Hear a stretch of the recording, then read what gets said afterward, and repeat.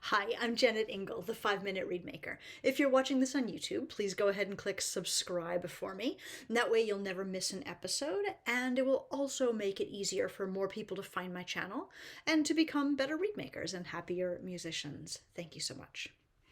Today I have a read repair shop, and all three of Lydia's reads have slightly different issues. I did different stuff to all of them, but as I was looking at this to edit it, what I realized is that I kept coming back to the fundamental issues of structure, symmetry, and balance.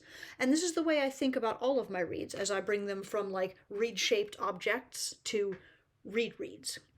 At the point where you're no longer exactly sure what to do, like look through these lenses. Structure, comparing the read itself to your mental image of a read and to the measurements that you know to be roughly correct for your reads. Making sure that like the tip and the heart and the windows look like they do on your other reads. Now, do we make reads to look at? No, of course not. We make reads to play on.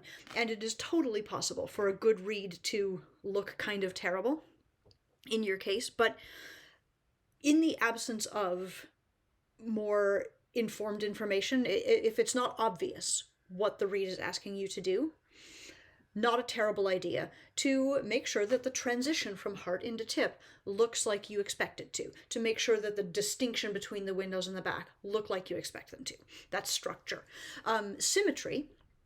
Oh, of course, bringing a ruler out and making sure that your rooftop and your windows and your length are like roughly where you expect them to be. Symmetry, left to right, back to front. It's perfectly obvious, and yet so often, as soon as you like turn your brain to the question of, is this symmetrical? You look at it and you're like, oh, it's not at all symmetrical. So that's a thing that I intentionally look at when I don't know what else to do. And then balance, which is about the crow. It's about the balance between the responsiveness of the tip and the resistance of the heart.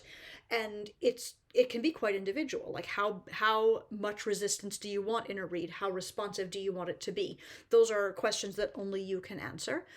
Do you prefer a read that crows a B and is a little like underbalanced so that you can adjust more and have more flexibility? Maybe. Do you prefer a read that crows a C sharp and holds itself so well up to pitch that you have to reach to go low? Maybe. It's up to you. But that balance question is my final question. And when I mentioned a ruler a moment ago, I do not clip a read to length. If my read is 70 and a half but feels good, great, I stop. If my read is 69 and a half but feels good, fine, no problem.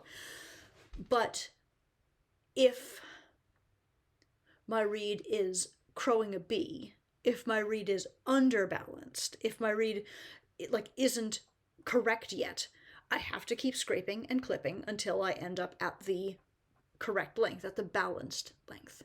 So those are my three sort of touch points as I move from a day 2 to a day 3 read, or a day 3 read to like an I am playing this in a concert read. Structure, symmetry, balance. See if you can see how those ideas play out as I look at Lydia's 3 reads.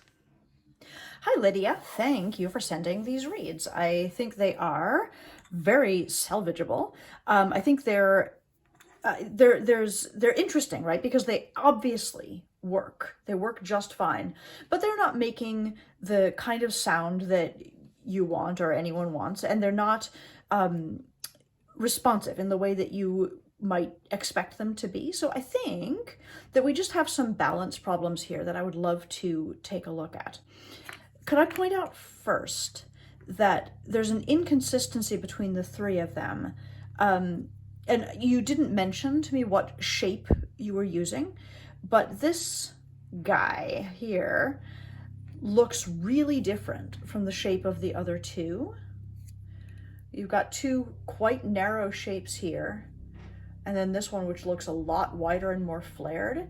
It's wider already down at the throat, and then it widens going forward. So I'm not sure if you used a different shape there. I suspect you did. The other thing that I notice about this one is that whereas these others are all overlapped on the left, the way I would expect to see a right-handed reed maker overlap, This one is the other way, so I can see the lower blade, the away blade, on the right-hand side both times, and especially pronounced on this one.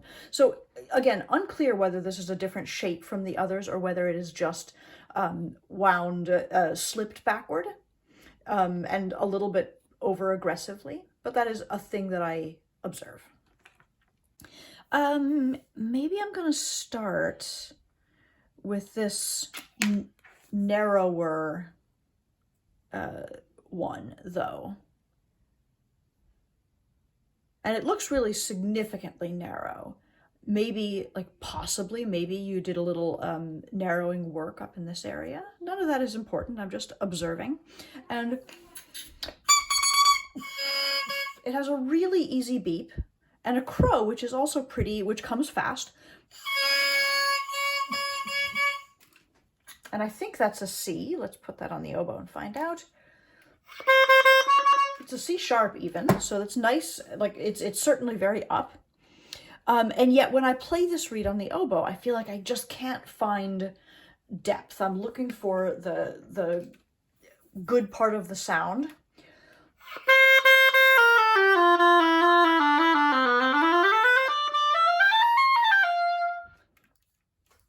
And I can't seem to find the complexity of sound that I want, even though it responds right away and goes very easily. So I'm just curious about that. I'm looking for a way to find more core and more depth in the sound. And normally, like if this reed didn't crow, I might have thought, oh, let's go into the heart. But that's not what I'm thinking now, because the heart is, in fact, scraped pretty thin even. And as I hold this reed in my mouth, I don't feel three parts. I kind of feel two parts, as though the windows aren't all that separated from the heart. But to backlight it, you won't be able to see this, but I can. Okay, I think the strongest thing that I'm seeing as I backlight this reed is that there's almost no structure within the tip. That is, the middle of the tip seems just as thin, if not thinner, than the outsides. And I suspect that we can get more core in the sound if we just reorganize and restructure that tip a little bit. Like you can see it on the plaque as well.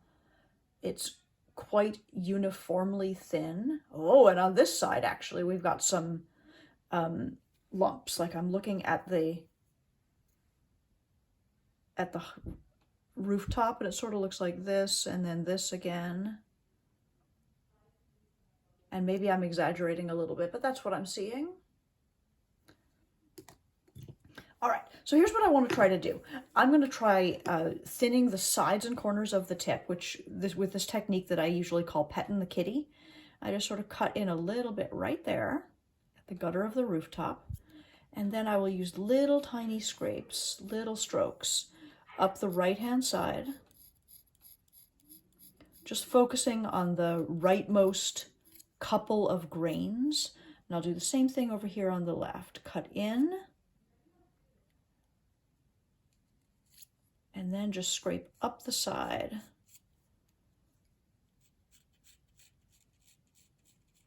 And my whole idea here is that I want to make sure that the sides of the tip are thinner than the center of the tip. And I'll just do that quickly on the other side too. But I don't know if you can see, actually I see the same little divot right there that I did on the other, where the heart just, the rooftop of the heart doesn't go all the way down to the gutter.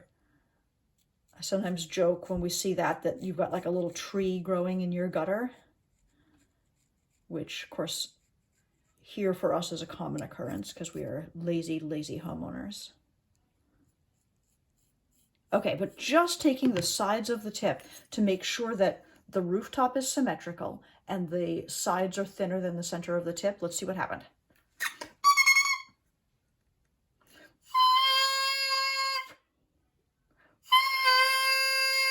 I mean, the crow is still up, but it seems a little more purified.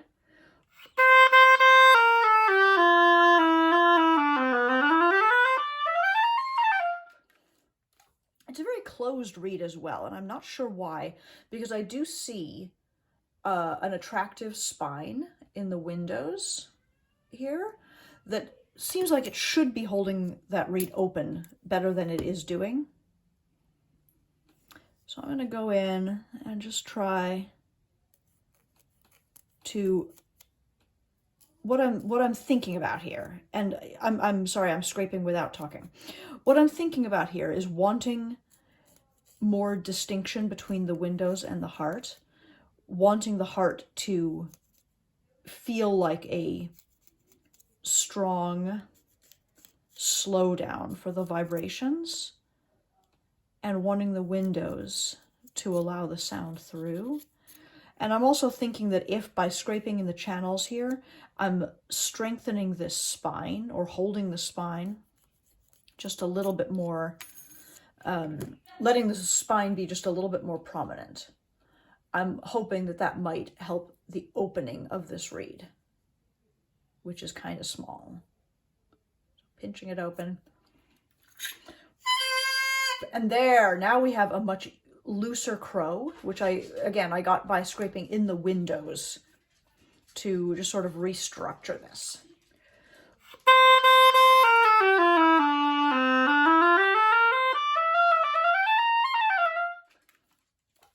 I'm not having a great time getting this reed to vibrate, but I'm going to clip a tiny bit, just seeing if we can get it sort of integrated a little bit more.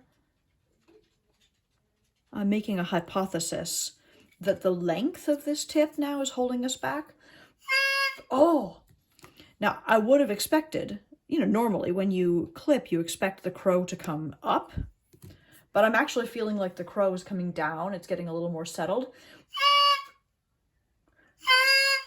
Yeah, and I've made a video like a long time back called The Fallacy of the Long Tip, because we all fall into this trap sometimes. The long tip on a reed that is almost finished feels really good. It makes it feel like you've got a good response. It makes it feel like the balance is working.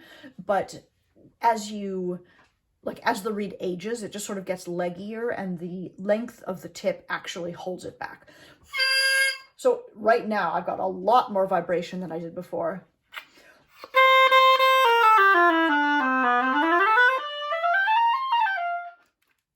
And a lot more sound and more depth in the sound. So what did I actually do with this reed? I restructured the rooftop, because on both sides there was a little extra thickness at the far left of the rooftop. I thinned the sides and corners of the tip.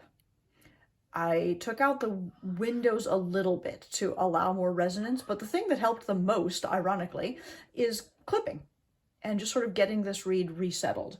My overall structure now, like this reed is at 69. It's a little bit shorter than I would normally do, but we found our way to balance, and so now it's a reed. Let's see what else we've got here. I'm leaving aside this outlier wider reed. Let's look at the purple one. This feels very different to me. It's more open, significantly more open than the first one was. It's got a lower crow and more vibration right away. And when I put it on the oboe,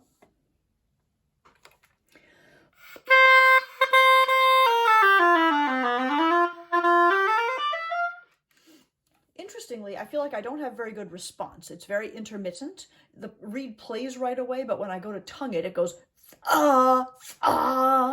instead of just going when I tell it to. So let's take a look.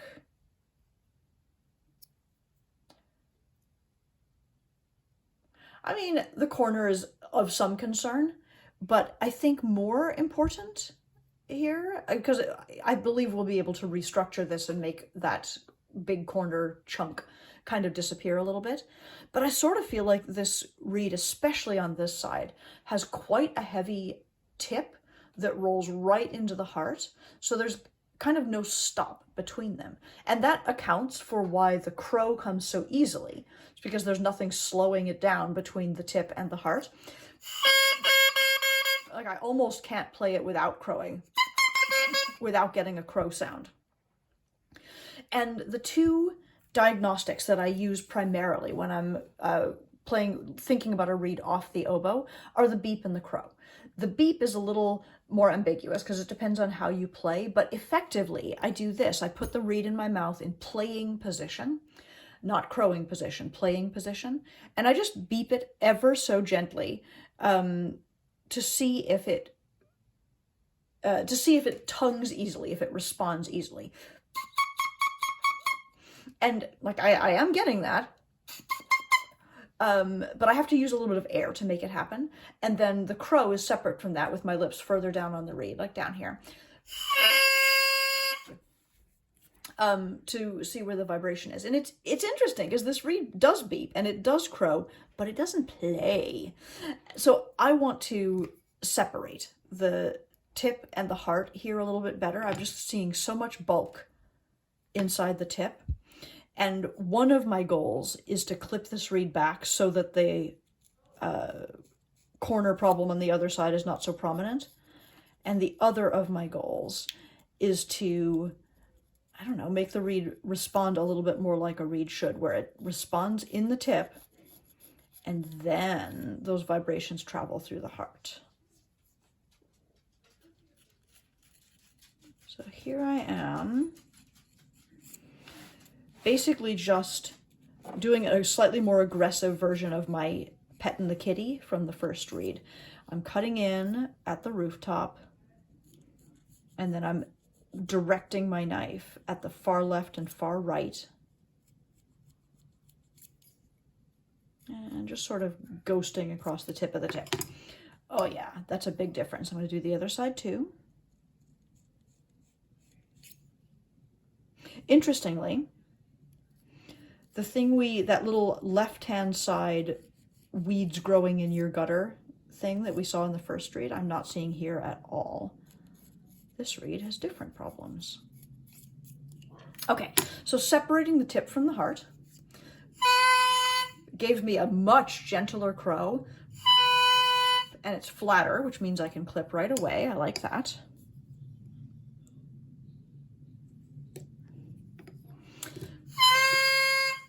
I've gotten it up to a C crow.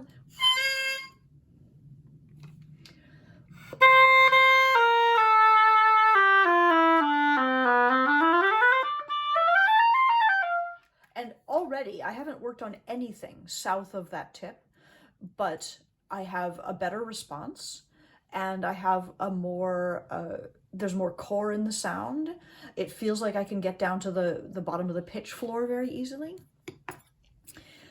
You had mentioned in your notes that this is, you're seeing bark in the heart.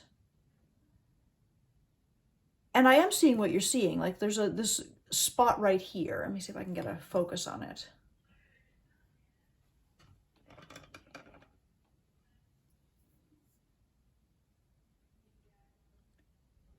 Because the heart really doesn't seem thin, but it does have sort of lumpy places in it. And because it's not thick, because it's pretty thin, I'm tempted to not work on it even though I do see those lumps. Instead, I think I'm going to work behind the heart to try to strengthen it a little bit. Just a little. So this is the same thing I did on the other side. I'm trying to protect your spine, protect your rails, but scrape out behind the heart.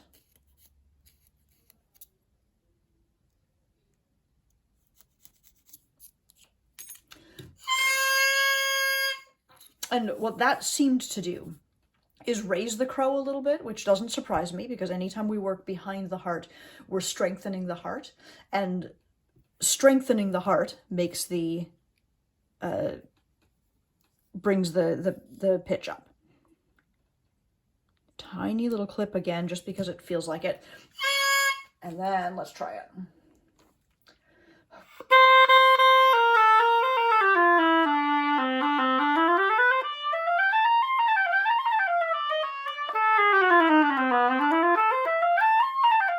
So So this is a really nice read, actually. I wish that, like, I always like it when all of a person's reads have the same problems, because it means we can, like, I can generalize and give you something to take away with you. But with these two reads, I really did very different things. But let's see, in both cases, thinning the sides and corners of the tip helped dramatically. In both cases, pulling out a little bit more wood in the windows behind the heart helped, because it just seemed as though the three sections of the reed weren't very well separated. So I guess if I'm generalizing, those are two generalizations for you. And then let's look at this third one, which, like, it slipped backwards and it looks as though it's a wider shape, or maybe a piece of cane that was tied on a little bit shorter. And let's see what happens. And we have, it's interesting, this one beeps really differently. I have to use quite a lot of air to get it to beep at the tip, but it crows very easily. And kind of rattly, it doesn't have the purity. All of those things make me think that I want to separate the tip from the heart more to enable the tip to vibrate on its own, and that I want to thin the sides of the tip. And that, like, rhymes with what I did with your other reeds. Let me just put a plaque in and see if I'm right.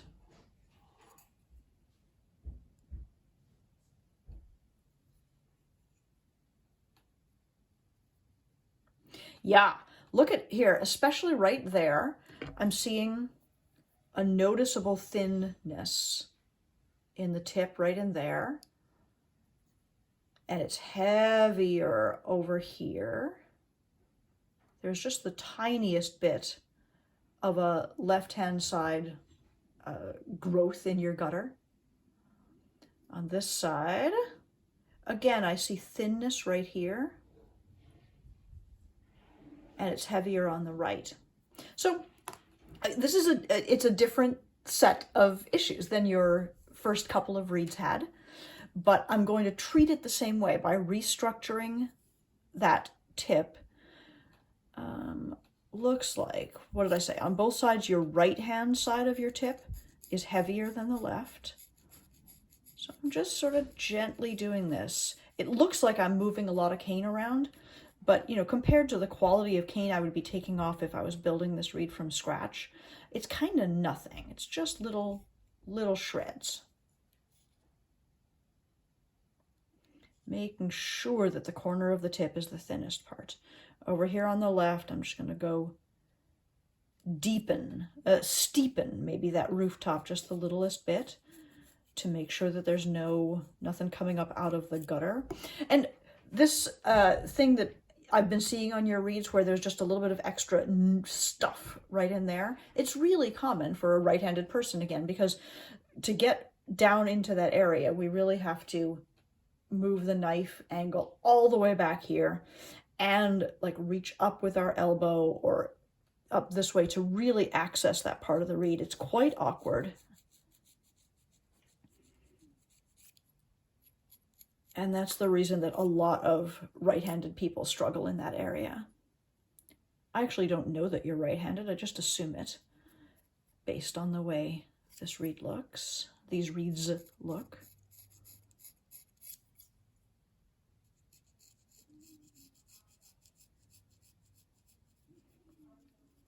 Okay, again, so much bulk on the right-hand side in this reed.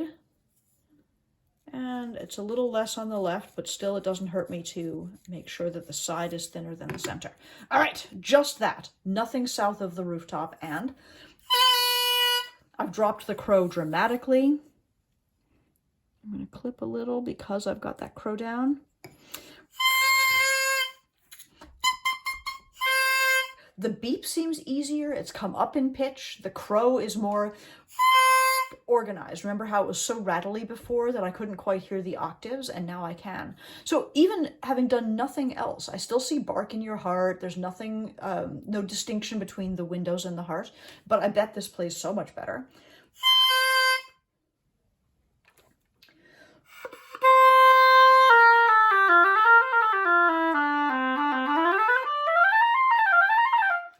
hate that at all. Somehow the width that you've got going here is just giving us a really nice, big, cushiony sound. It feels really comfortable to play. I almost don't need to do too much more. Like I might...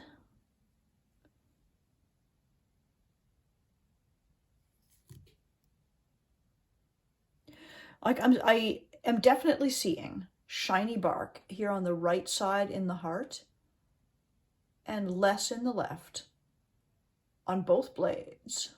Shiny in the heart on the right, not so much, a little bit on the left. But I am inclined to not mess around with that right now. What I will do is just the tiniest bit of opening up the windows to show you what that does. Here's the reed again. Nice crow.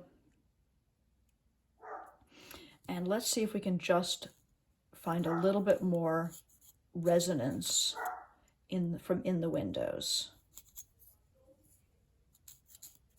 You're hearing my ridiculous dog in the background. That's a thing.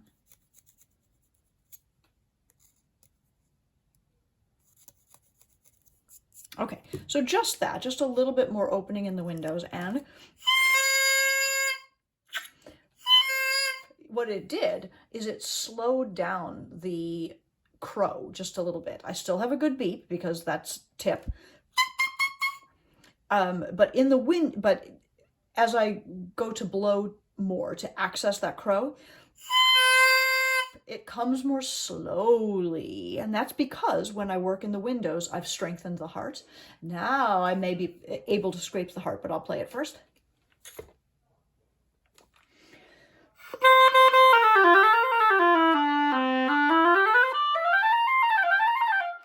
I mean, I quite like it.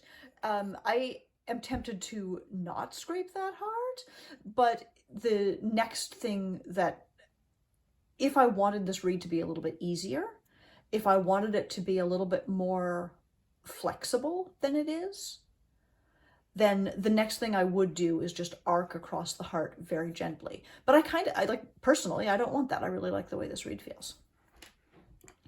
So you had 3 reeds here. They all had different problems, but I will reiterate for you and for our listeners that it's never the wrong idea to just take more out of the sides and corners of the tip, because it improved every one of these reeds. And in every case, I think I just had to do a little bit more separation of the tip from the heart so that the reeds would beep a little more easily before they crowed, so that the crow got itself a little bit more organized and a little bit slowed down. It's really just all about the balance between tip and heart. In all 3 reeds, I opened up the windows a little bit compared to what you had, to give the heart a little bit more bulk and to find,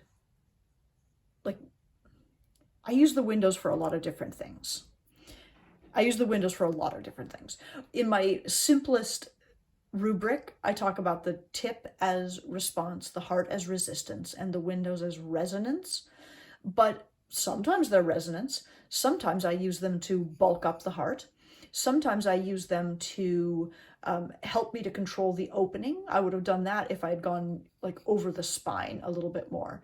But remember, in the case of your first reed, which was so closed, I intentionally left the spine stronger, thinned everything that wasn't spine in order to give it this stronger sense of pull and opening. So I hope this was helpful. If you would love to have my eyes and my knife and my plaque on your reeds, you can find information about that on my website, jennetingle.com. It might even be in the YouTube description right below. But this is something that I offer and something that you could do. If you need to get in touch with me or order reeds or cane or a copy of my book, The Happiest Musician, also you can find me at jennetingle.com. Thank you so much for watching and have a great day.